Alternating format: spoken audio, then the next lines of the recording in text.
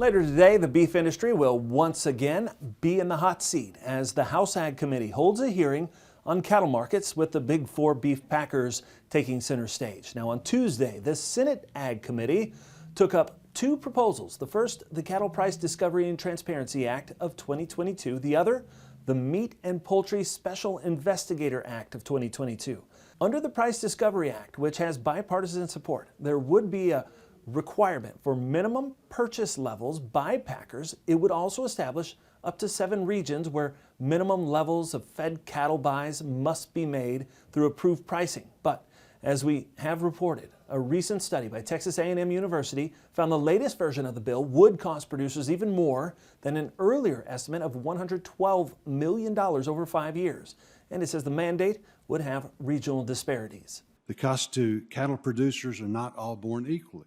Some regions will be more heavily impacted than others. Nearly 90% of the economic costs of this bill are estimated to be borne by farmers in Kansas, Southern Plains, including Texas, Oklahoma, and New Mexico.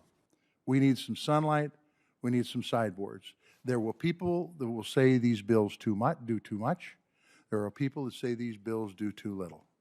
I can guarantee you one thing. If we walk out of here today and we don't pass these bills, we will see the same result that we've seen for the last 100 years. And in the end, our food security is put at risk.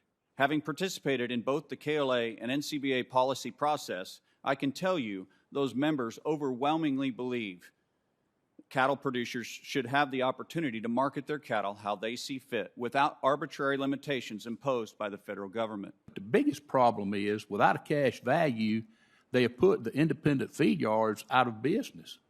And I have no way of knowing, that's where I got bids for all my life in the cattle business, and I'm here telling you what I've experienced. And I got good bids from those. I felt comfortable with them. A fair market value is what a willing seller will pay and what a willing buyer will take for it. The part we always forget is when they're not under duress. Well, name me a person now that's selling cattle in this complex we have now that's not under duress, a producer side. I always feel that, so I don't feel like I get a fair price. The North American Meat Institute is urging members of the Senate Ag Committee to reject the bill's mandates. Meat Institute President and CEO Julianne Potts saying, quote, "Due to a shrinking herd and sustained consumer demand, cattle prices are at 7-year highs without federal intervention in the market," end quote.